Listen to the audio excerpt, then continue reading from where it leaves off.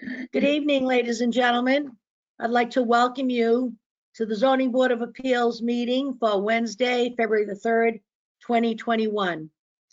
It's 6:03 and pursuant to the Governor Baker's March 12, 2020 order suspending certain provisions of the open meeting law, GL C30A S18, and the Governor's March 15th, 2020 order imposing strict limitations on the number of people that may gather in one place, as well as Mayor Curtatoni's declaration of emergency dated March 15th, 2020, the meeting of the Zoning Board of Appeals will be conducted via remote participation. We will have an audio recording available upon request as soon as possible after the meeting. Let's see, today the general business is our approval of the minutes. Do you want to do that first, Charlotte? Is that the way you want us to go? Okay. So, Madam Clerk, we have some motions here on the minutes. I make a motion that we approve the meeting minutes for November 4th, November 18th, and November 4th and November 18th, 2020, and January 20th, 2021. Second. Seconded by Elaine Severino. All in favor of approving the minutes as presented, say aye. Josh Safdie, Aye. Elaine Severino, Aye. Ann Brockelman, Aye. Danielle Evans, Aye. Catherine, Aye. and Susan Fontano, aye. Let the record show that there were 5 in the affirmative, all to go. Next thing is we have, Madam Clerk, I believe we have a continuance. Yeah, I make a motion that we approve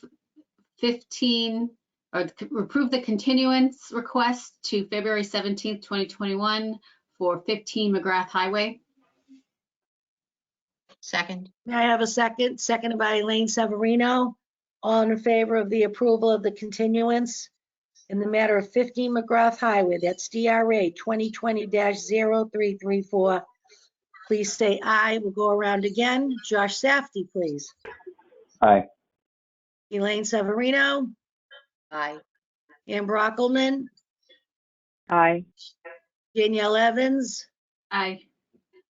Susan Fontano, aye, and Catherine Garaglia. I'll learn it. Let the record show it was unanimous. 4 regular members and the alternate, 5 approval. Thank you. Next order of business tonight is 337 Somerville Ave. It's ZBA 2016-116-R2-1120. Is Mr. Dash here? Mr. Dash is here. Adam, you are unmuted. You'll need to unmute yourself. I got the drill. Thank you, Charlotte. Good evening, Adam Dash, 48 Grove Street in Somerville, representing Union Square Ventures LLC regarding this revision to an old zoning decision. Just to give you some background on this, this is an amendment to the 2016 approval for the complex that now includes Bow Market in Union Square at 335 through 341 Somerville Avenue, although it's mostly called 337 Somerville Avenue. So this is revised to alter a condition related to the caps on various uses by square footage, which was put in place in 2016. There were parallel decisions from the Zoning Board of Appeals and from the Planning Board. So we're going to be going to both of them this week, and we're obviously seeing you this evening, and we'll be doing the same thing tomorrow night with the Planning Board. But this relates to the Zoning Board decision 2016-116 as it was subsequently revised. So this is a commercial condominium that includes Bow Market, but people probably don't realize, in fact, it's a commercial condominium of 4 units. Bow Market, the part in the rear with all the shops, is the largest of the 4 units, but there are 3 other units, one of which is Sally O'Brien's, another one is the SCC's offices for Somerville Community Corp, And the fourth one is Unit 2, which is my client's unit, which is the vacant storefront on Somerville Avenue. This was last used as a medical office. It's been vacant for about 3 years. So since the 2016 approval for this project, which has come out great and everyone's very happy with the way Beaumarket looks, the zoning ordinance, as you know, changed and the property got condoed. And what's happened right now is that my client's vacant unit is split between the MR5 and the FAB district. So basically, and it's also in the pedestrian street district, and it's subject to the caps of square footage in Beaumarket, which are pretty much at this point, as far as we understand, maxed out by the other uses in the property. So essentially, we've been trying to lease this property for years and been unable to really do so because it's been whipsawed by a whole bunch of restrictions that were never really intended to all coincide. It's my understanding that when the original intent of this condition 1 of the 2016 decision, which imposed the caps, that the intent was for that to cover the Beaumarket shops in the back, to keep a mix of uses. It was not intended to cover Sally O'Brien's, SCC, and my client's space. However, if you read the wording of it, it in fact does, and that's been everyone's agreement that in fact that's what it says, but that's not really what the intent was. And this is a problem, as I said, because the uses are pretty, all those square footages are either maxed out or exceeded at the current time. So we need to fix this. And my client, he's had plenty of tenants interested, and when they look into the zoning, they all walk away because either they can't deal with the fact that it's split with the FAB district, or the pedestrian street district limits what they can do on the storefront, and the fact that they've got these square footage caps, so they can't go in there, and it's unclear what use can go in there at all. And so basically years have gone by and it sits there vacant. So what we would like to do, what we originally came in to do was just remove the caps entirely, because my understanding is the caps were put in pre-new zoning because it was sort of a way to maintain the mix of uses at that market, which has been great and successful. But there was no mechanism for that under the old zoning unless you did it by condition. Now, the FAB district and the new zoning actually do that. So it really is redundant to even have the caps at this point. So we were just coming in to remove the caps and leave it at that. The Beaumarket tenant unit owner for the large part in the back actually expressed an interest in keeping the caps for their unit, so that their uses would still be a mix of uses, and we're fine with that. If they want the caps in that we're in condition 1 for their purpose, that's fine, as long as we're very clear it's only for that unit and not for the others. So I think what Charlotte has done, and I've also been working with Dan Bartman and Melissa Woods before that, is I think what you see in the staff report is threading that needle, where you've got a new condition 1 which maintains those caps with those same uses that are allowed. And then if you go down to condition 3, what it's doing is exempting the other 3 units, because those other 3 units are the ones with the principal entrances onto Somerville Avenue, which the Beaumarket in the back does not have. So for Sally O'Brien's, SCC, and my client's vacant unit would be exempt from the caps. Now, since then, we've talked back and forth about it doesn't really clarify then still what we can do in there, which was sort of the point of us bringing this all forward. So if the list and the caps are going to stay, we would like some language,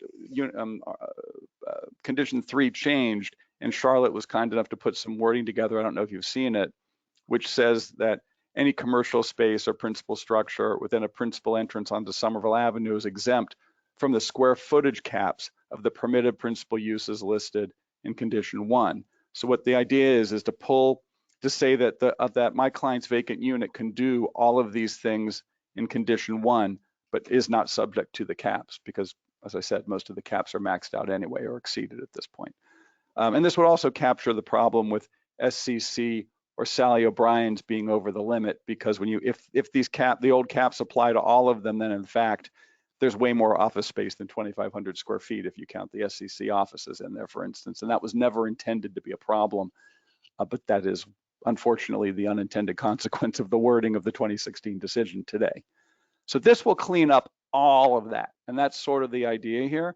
The only thing I talked to Charlotte about today, and I understand maybe it's redundant, but would be to add something specifically to the end of what Charlotte said there, and that those condition 1 uses are allowed by right in these other places, in these other commercial spaces or principal structures, just to make it 100% clear what we're doing here, because 10 years from now, I don't want to have to, we're dealing with other people who are in ISD or something, and then someone has a different interpretation. Because in 2016, everyone thought this was correct. As it turned out, in practice, it hasn't worked. It's not really working out. So it's a relatively small thing, but it's kind of a technical thing. And we've been trying to pull this all together and work with everybody at the city and with the neighbors, which is a little difficult these days. But I think this is okay, and that is what we are trying to do. My client, who owns Union Square Ventures, Julian Lewis, is also here, I believe, if anyone had any questions for him, but that's pretty much it. We're just trying to get this vacant storefront leased out. Okay, thank you, Charlotte.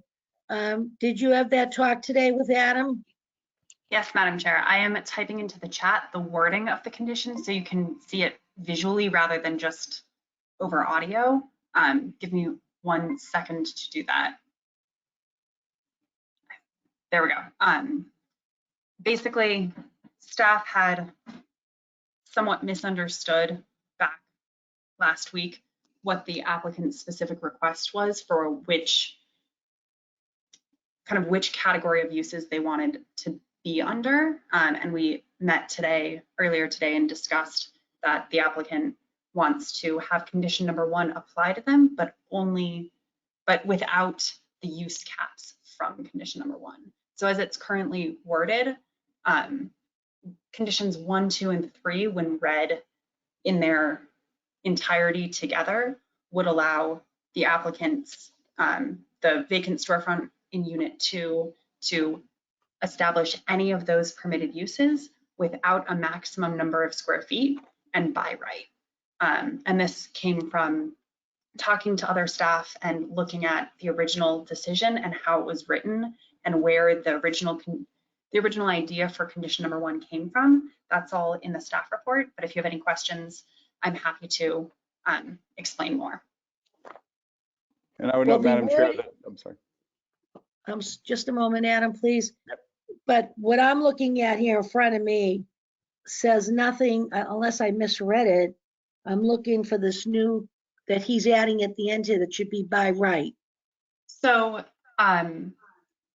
the language in the chat, and I'll read it again just for the record, that staff has proposed and that staff would recommend that the board use is condition number 3, any commercial space or principal structure with a principal entrance onto Somerville Ave is exempt from the square footage caps of the permitted principal uses in condition number 1. That condition must be read in conjunction with conditions, the proposed existing conditions 1 and 2. Condition 1, which has the list of permitted uses, and condition 2, which says that list of permitted uses is permitted by right without a special permit. So adding. So you're changing to number the- 2. No, so we would maintain number 2 exactly how it is. Adding anything to number 3 as proposed would duplicate the language that's already in condition number 2. And staff has been making a concerted effort over the last year to make our conditions more simple and straightforward, to avoid basically the situation that we're in, where conditions are complicated and compound sentences and say unnecessary things that can cause confusion down the road. So I would not recommend adding that extra addendum at the end of condition number 3. I would leave it as it's written in the chat and as I've said it for the record. Okay.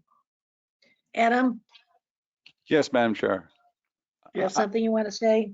Yes, I mean, I respect what Charlotte is saying. I mean, actually, I thought I was trying to make it simple by just putting at the end of that revised condition 3 that those uses that are allowed from condition 1 on the list are by right in these other units because of the pedestrian street district piece. I'm just trying to be 100% crystal clear. I understand if you read it all together that she's absolutely right and that's what it says.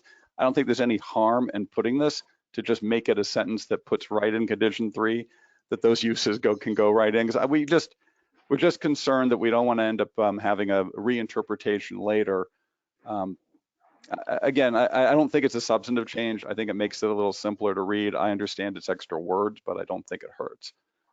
Well, that's what we've been trying to do. We're not putting a lot of conditions in our staff reports and what have you that are things that a lot of understood about the trees, about the hours of operations for construction. Am I right, Charlotte? This is what we're trying to avoid. So we're trying not to be too wordy and having people interpret these new words. So let me pause for a moment. Let's think about this for a minute. And at this time, can we offer an opening, if anybody's here from the public that wanted to chime in? If I may, Madam Chair, I think Ms. Evans had a question. Oh, I'm sorry. Ms. Evans?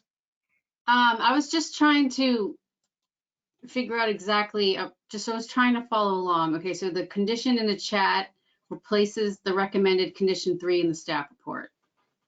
So rather than saying Somerville Ave is exempt from conditions 1 and 2, it Yeah. says Somerville Ave is exempt from the square footage caps of the permitted principal uses list in condition number 1. So it's narrowing what the Somerville Ave stores are exempt from. Okay, I just wanted to be clear. So this is the new condition 3 in the chat. Yes. Okay.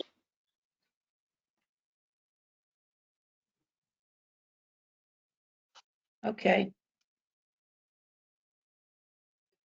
So before we open to the public, does anybody have a comment on that? No? Seeing no hands? Okay. So at this point, Charlotte, can we open it up to the public for their comments, please? So anyone who has not been here before, raise your hand and I will call on you. First up, we have Zach Baum. One second.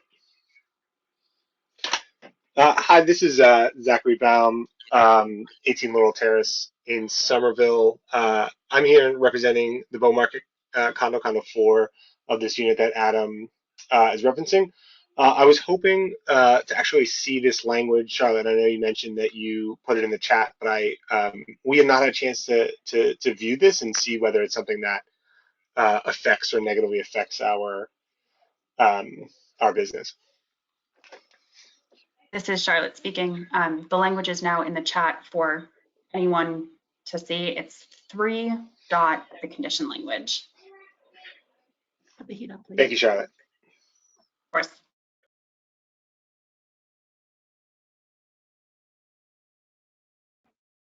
Is that all? Great. Okay. Anyone else who wishes to speak, please raise your hand and I will unmute you. Going once?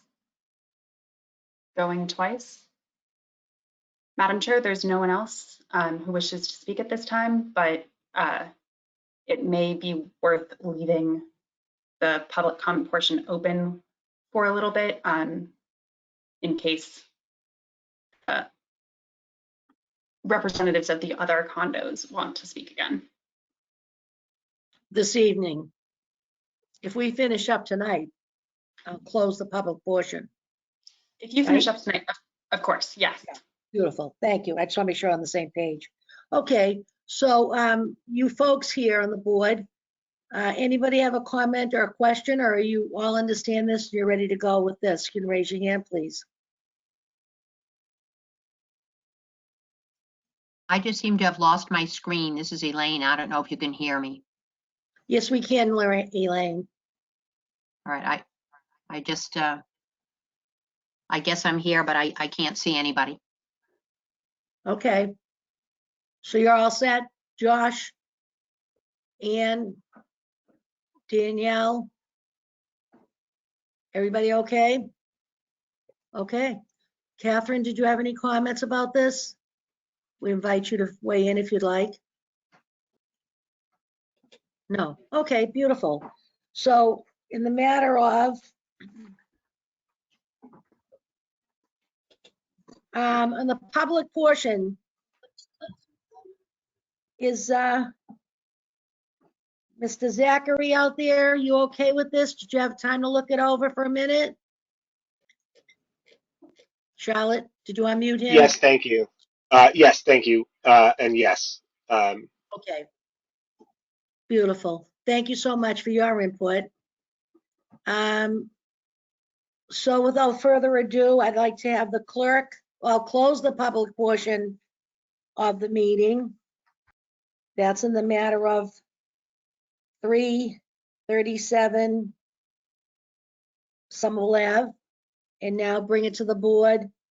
If there's no other comments, I'll ask the clerk to please make a motion for the vote approval with the new correction on number 3.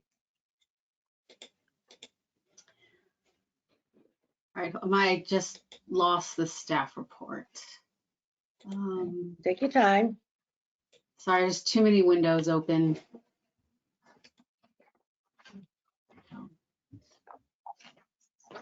Okay, in the matter of 337 Somerville Ave, ZBA 2016-116-R2-11/20, I make a motion that we amend the previously issued decisions to the special permit ZBA 2016-116 and ZBA 2016-116-R1-0317, modifying the condition number 1 with the language in the staff report dated, is it January 29th, 2021? Yes, January 29th. yeah.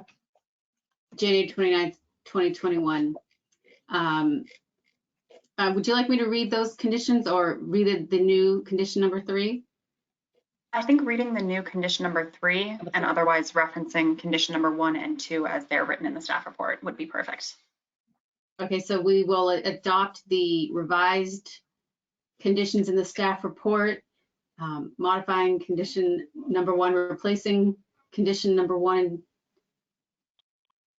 So having condition 1 and 2 as written in the staff report, and condition 3 to read, any commercial space or principal structure with a principal entrance onto Somerville Ave is exempt from the square footage caps of the permitted principal uses listed in condition number 1. Beautiful. Thank you. May I have a second? Hello? Somebody give me a second, please. I'll second, but I don't know if you can hear me. We We can. We can. can. Okay, Elaine, for the record, Elaine Severino second. Go around to vote. Danielle Evans, Aye. Ann Brockelman, Aye. Elaine Severino, Aye. Josh Safdie, Aye. and that's the 5 we require. Now, do I ask the alternate for a vote? What's protocol? Protocol is that we generally ask the alternate for a vote, but if all 5 regular members are here, the vote is not No. recorded in the official decision. That's what I thought. Thank you. So let the record show that all 5 sitting regular members all voted in the affirmative. And just for the record, Catherine, do you have a vote? Catherine? I think I'm actually going to abstain on this one because I can't confirm if I have a conflict. Thank you. So let the record show it was in the affirmative. So the new report, staff report, all the approval of 337 Somerville Ave, ZBA 2016-116-R2-1120. Thank you, Mr. Dash and Mr. Julian Lewis. Good luck.